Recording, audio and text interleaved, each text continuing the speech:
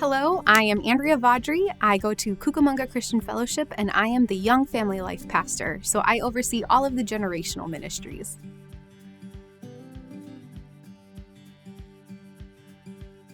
I grew up in a pastor's home. I was a pastor's kid, and so Christ has always been a part of my life.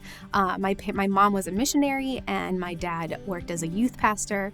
And so I think around junior high was about the time that I made the faith my own.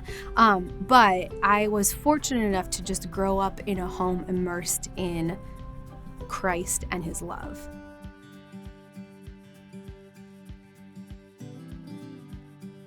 I always knew that I wanted to be a pastor growing up. And so when I entered college, I never wavered from that call.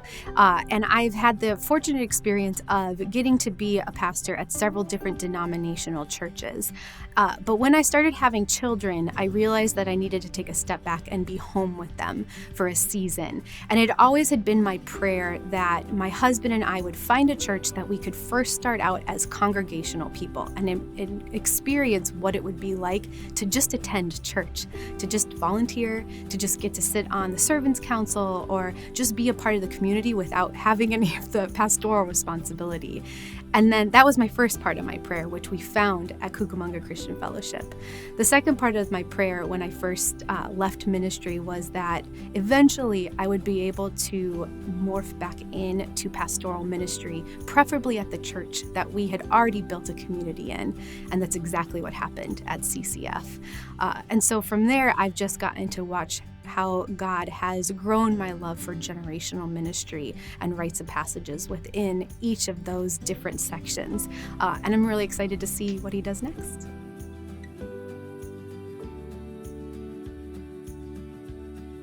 What I love about the Free Methodist is actually what the Free stands for. I love the 5 pillars. I love that there is an emphasis on women in ministry, obviously.